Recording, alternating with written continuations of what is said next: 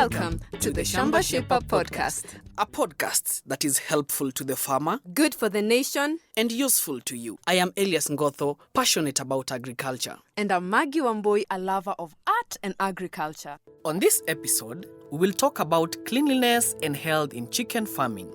We know that cleanliness in a chicken farm is important in order to keep a flock healthy and productive. We are glad to be joined by Dr. Joseph Karanja from CKL Africa, who's an animal specialist. Thank you very much, Maggie and Elias, for having me again. It's always a pleasure to talk to our dear farmers. It makes me happy when farmers are happy. And as Elias has said, hygiene and health conditions are very important for you to keep chicken farms profitable. Indeed, a farmer can save on veterinary services and treatment, and the flock does well while the farmer gets a source of income.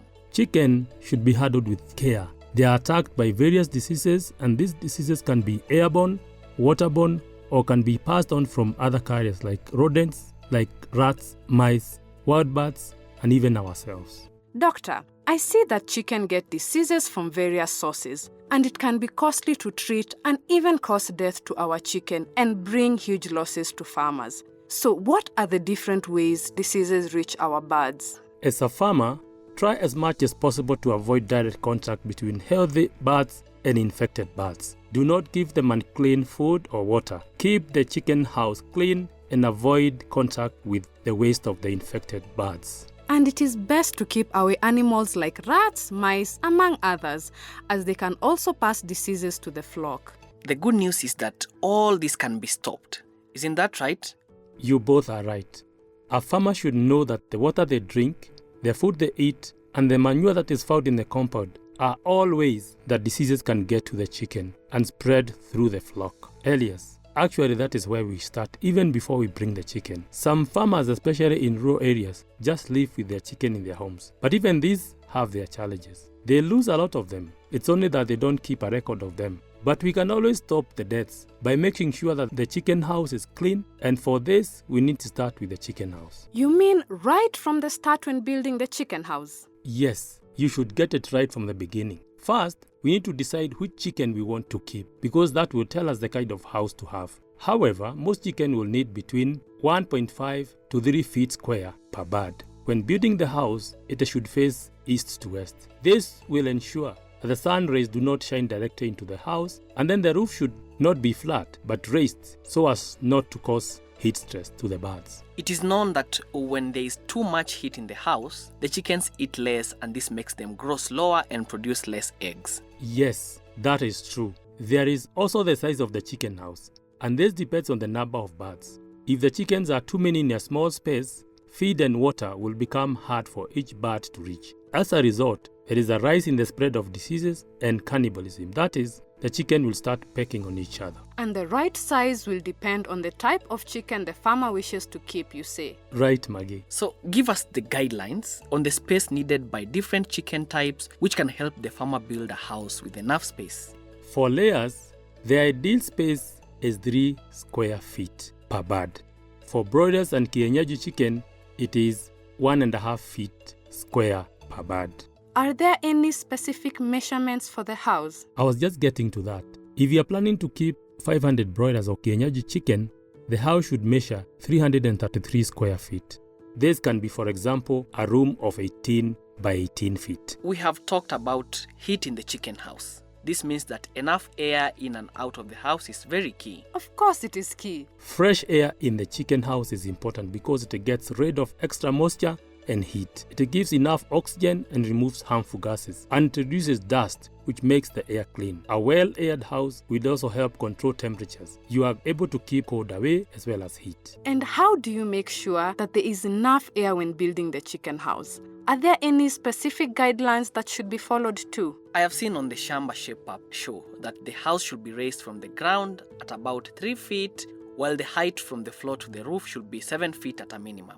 And to make sure the house has enough air, 2 sides of the house should be covered in wire mesh with a curtain, so that during the cold season or at night, they are raised, and when it is hot, the curtains can be dropped to allow good air movement.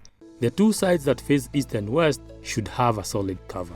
And since the house is raised, do we need to cement it? Are you serious, Maggie? A cemented floor is the easiest to clean. A cement floor also prevents dampness in the house, which is one of the main ways that the diseases enter. Although the cement floor is the best, not all farmers may afford to cement the chicken house.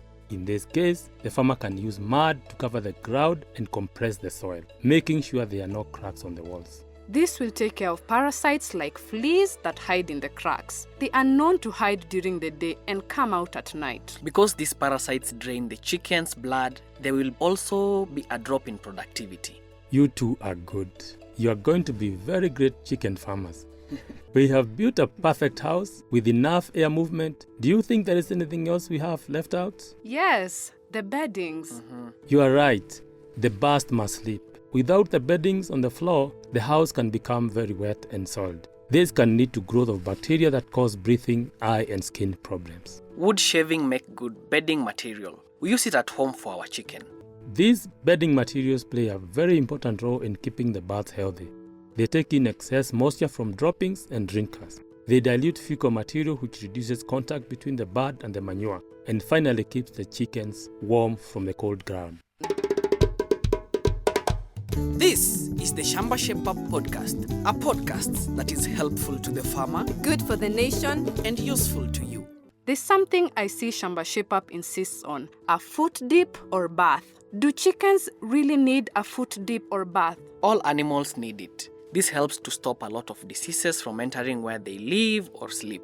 They should be placed at the entrance of the chicken house or chicken run if the chickens are free ranging. We know that a clean environment is disease-free. It is. By keeping the poultry house and equipment clean, you prevent germs from spreading and you have a healthy flock, and we all know what that means to the farmer's pockets. Smiles all the way to the bank. We should always wash feeding and watering equipment every day before we serve the birds with fresh feed and water. I have learned that in order to prevent any damp or caked areas, turn over the beddings once a week, or you can add a little more bedding to keep it balanced. Guys, you amaze me. Maggie, when you add more bedding, don't make it very high.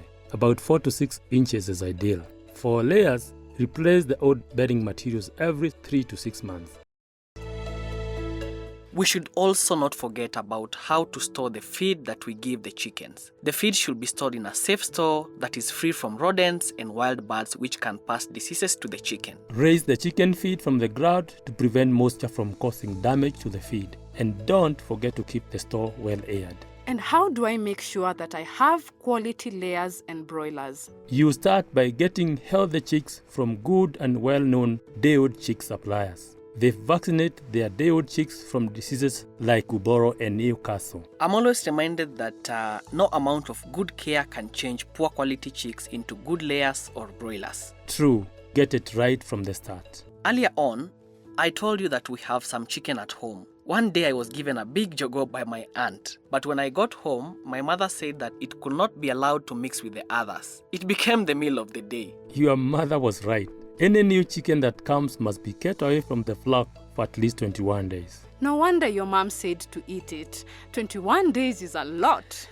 This is to be sure that the new addition has no disease. Keeping away the new addition from the flock is known as quarantine. And the quarantine area should be in a separate building as far away from the chicken house as possible. You may use this quarantine area also to keep your suspected or sick birds. That is why we advise farmers to visit their chicken house every now and then to check on any signs of sickness on the birds and remove the sick ones as soon as possible, even as they consult a vet on the problem. I remember there was this one time that we had to get rid of all our chicken so that we could start afresh. This sounds like the all-in, all-out system. Must one do that? It is advisable to do that. All-in, all-out system is a practice where all the birds reared at the same time live at the same time. And as soon as the previous flock has been taken away, the house and all the equipment must be cleaned well and disinfected. This is called terminal disinfection.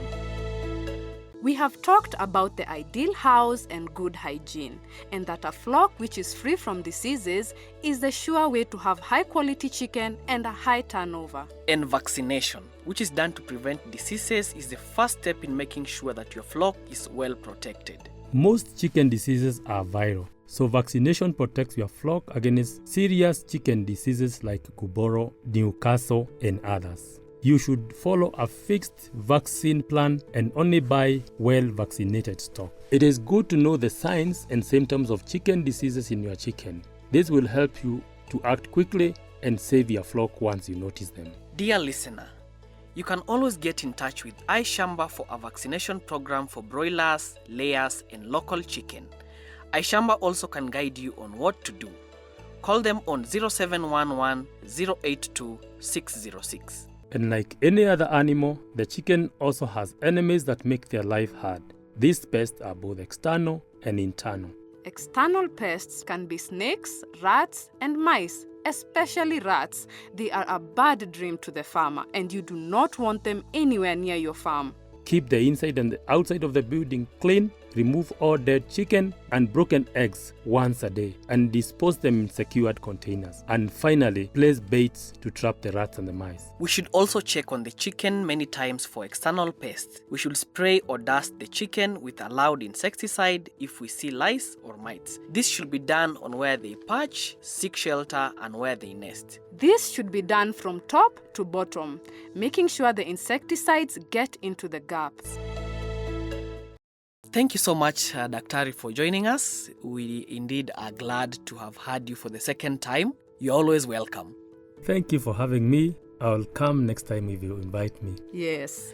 Karibu sana. And if you want more information on chicken health and hygiene, Contact iShamba either via SMS to the number 21606 or call 0711 082 606.